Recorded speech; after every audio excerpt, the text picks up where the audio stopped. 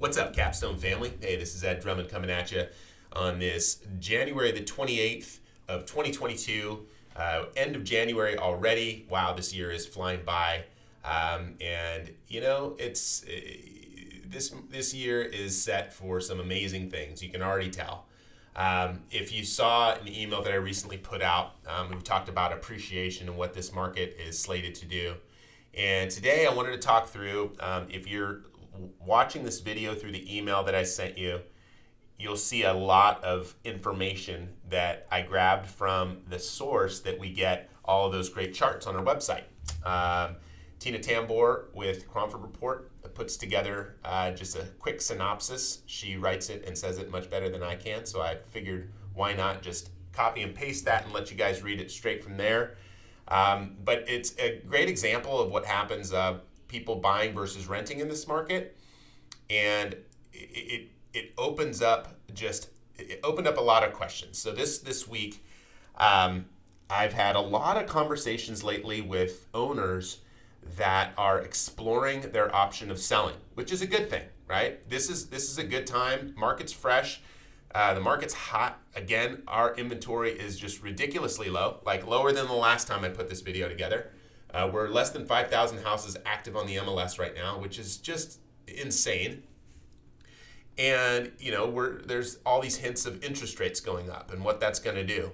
And as I mentioned, if you saw the email that I put out a couple weeks ago, it was a synopsis that we expect the market to continue to increase, and that we may see another 20% year of growth, of appreciation in this market. And that's all just due to there being such a lack of inventory, such a huge shortage of inventory, what we're already seeing in the market picking up after the first of the year. So, looking at this and analyzing it, it really comes down to, what with what your goals are and what you want to do. It's the source. It's who's giving you the information and how does it benefit them? I mean, honestly, right? Like when you're getting information from us, or you're getting information from your accountant, or you're getting information from your wealth advisor, where do we stand to benefit from the narrative that we're giving you on the direction you should be taking your property? I think that's a huge question that you've got to, we've all got to answer before making any decisions in this market. And I think a lot of the questions come back to just having the hard conversation with yourself, with your spouse, with your family, with finding out, where are you going to put the money if you were to sell? If the property fits into your long-term, short-term play, how does that fit? If the market collapsed tomorrow, what would you do? Would you care, right? I personally, I wouldn't care, right? As an investor myself, like you all, I don't talk enough about, sometimes I feel like I don't talk enough about my experiences as an actual investor myself, right? My bad one that I always joke about in 2006 that, really kept me on the sidelines for a while. But since 2010, I've been buying an average of 1.5 deals a year, right? So I'm doing my best to buy and hold and do the same thing that I'm encouraging you to do, right? I'm not going to do something or encourage you to do it if I wouldn't have done it myself. Half the things that I talk about are my blunders, right? Are errors that I've made, and hopefully, with our team on your side, like you're not going to make the same mistakes that I've done, or make the mistakes that some of our clients have made before you, right? We're always trying to improve, always trying to make our service better. That being said, the source of where you're getting your information is so important, right? It's so important. If somebody's encouraging you to try to sell your property, it's really coming down to what questions should you be asking to really know if that's the best thing for you. Because for some of you, now is a great time to explore that option. It's an amazing time to explore it. We help people sell properties. We push the values on them. I've got a ton of resources to make that process very, very, very easy. And as I mentioned, like last year, we sold 48 properties of our clients. And I would say, unequivocally, that all of those clients were very, very, very happy at the end because of what we were able to do in the market with appreciation and just giving you the data so you can see it as we're going through it and making that happen. That being said, had a great conversation today with my friend Steve. Steve is a longtime agent. He's been in the business a very long time as well. And he's a top producer, always bringing the value to his clients, right? And he's building up his own real estate team. And he said, he's got a couple people starting, and he goes, what would be really, really smart, like almost a something that you have to do when you start selling real estate is you should have to buy or sell a personal property at least once every 3 years.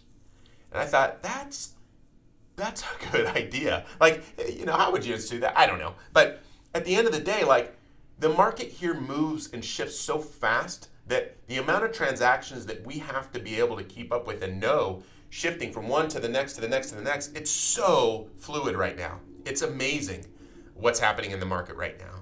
So, someone who doesn't necessarily know the experience of buying or selling a property here in the last few years may not have the same level of empathy for what you as a buyer or seller are going through, knowing how painful or challenging that process could be, right? Like, it's something that we should all know.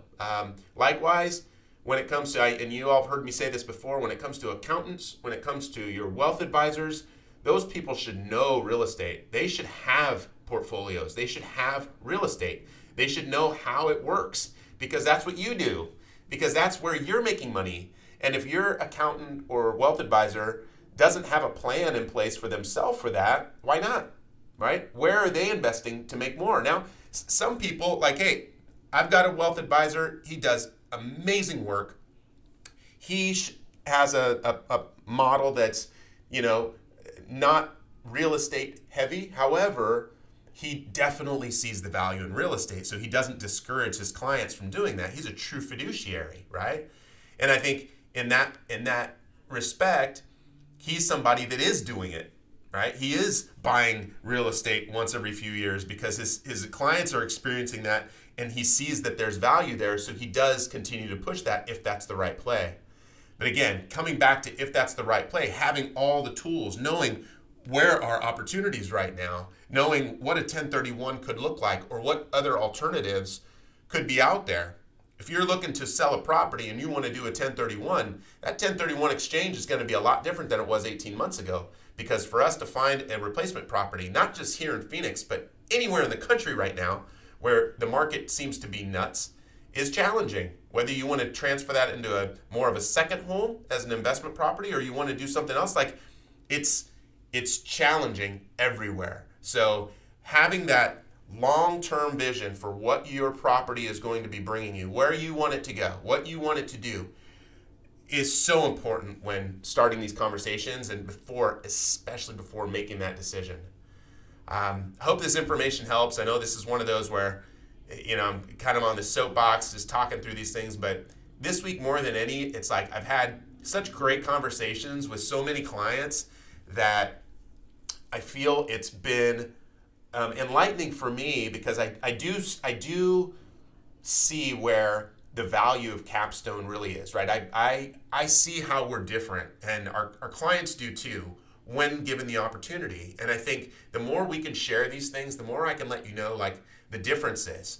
That we do invest in properties, that we are in the front lines, in the trenches, experiencing these things, and that we're constantly working on systems and processes. Like, you'll probably hear me saying that until the lights turn off at this place someday, right? I don't know what that's going to look like, but like, systems and processes are what it's about right now, changing, being fluid, making sure that we can stay ahead of this market so that we're getting you the best resources. And then we know what we're doing, right? Like, we want to be the authority of property management here in the Valley, setting a different precedence for what people think of as a property manager and what that role should be. To me, that role should be somebody who's actively doing it, getting out there in the trenches, buying real estate, selling real estate, seeing what's happening out there, making money in it, taking the losses, taking the licks. Like, that's somebody that's going to know, like, that's somebody I want to work with, right? That's somebody that I know is going to be thinking about, hey, if that stings over here, if I'm getting stung by this expense over here or something, what are we going to do to change that? Not just continue to let that sting and sting and sting, right? that's what we're continually working on. I totally appreciate you watching this. This was a long one. I kind of went off on some tangents, but hey, I appreciate you watching, and I hope that you're going to have an amazing weekend.